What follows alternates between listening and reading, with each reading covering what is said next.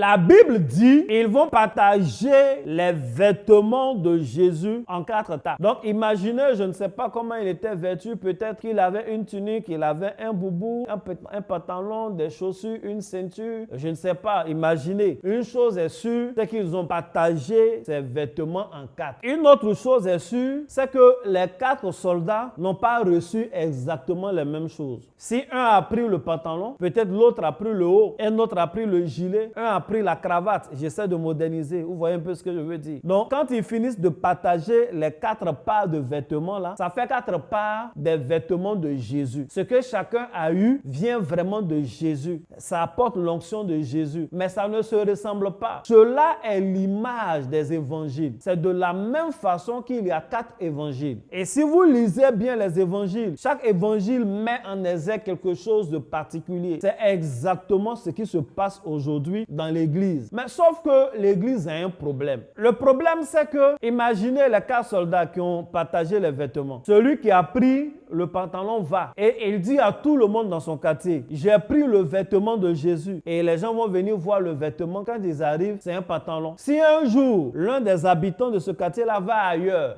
et qu'il se retrouve dans le quartier du deuxième soldat qui va dire, j'ai pris les vêtements de Jésus. Quand il fait sortir, ce sont des chaussettes. Imaginez, si cet habitant-là commence à dire, non, mais toi, tu es un menteur. Moi, j'ai déjà vu les vêtements de Jésus. C'est pas petit comme ça. Quand on dit vêtements de Jésus, là, c'est pantalon. Toi, tu me montres des chaussettes ici, et puis tu dis, c'est les vêtements de Jésus. Vraiment, il y a des gens qui sont des menteurs, quoi. Il va continuer son chemin et va trouver le 3e soldat qui est dans son quartier aussi. Il y a du monde autour de lui parce qu'il veut parler de la cravate de Jésus. Il dit, j'ai le vêtement de Jésus, c'est une cravate. Regardez comment c'est joli. Ce même gars-là va le regarder, mais vraiment, ceux-là même, ils sont perdus. Hein. Je ne sais pas pourquoi, comment ils s'asseyent là pour écouter un menteur comme ça. Quand on dit vêtement de Jésus, là, c'est pantalon, c'est pas cravate. Il ment quoi comme ça? Il ment aux gens, c'est un menteur. Moi, j'ai déjà vu le vêtement de Jésus, heureusement que mon père spirituel m'avait déjà montré le pantalon de Jésus. Sinon, j'allais sur lui là, c'est un menteur. Ainsi de suite. Donc, pour lui, les 3 autres soldats là sont des menteurs. Des gens à qui on doit fermer la bouche. Et chacune des personnes qui écoutent chaque soldat dira que l'autre est menteur. Imaginez cette scène là. Mais c'est ce que nous vivons dans l'église. Jésus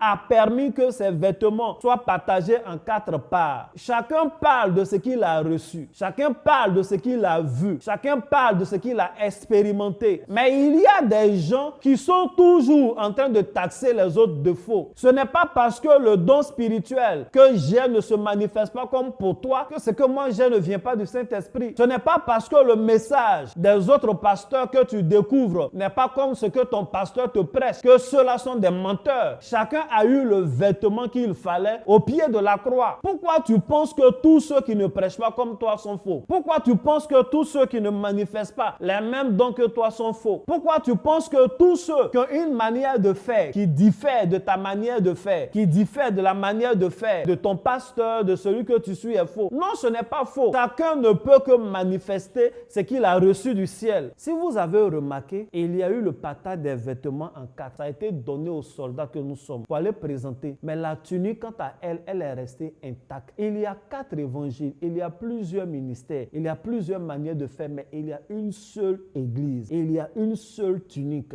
Il y a un seul corps. La tunique, l'un des mystères, c'est l'unité de l'église, l'unicité de l'église. Pour dire qu'on peut travailler de plusieurs manières. On peut te donner culotte, va travailler avec. On peut te donner pantalon, va travailler avec. Mais en fait, on travaille pour la tunique sans couture, pour la tunique unique qu'on ne va pas déchirer.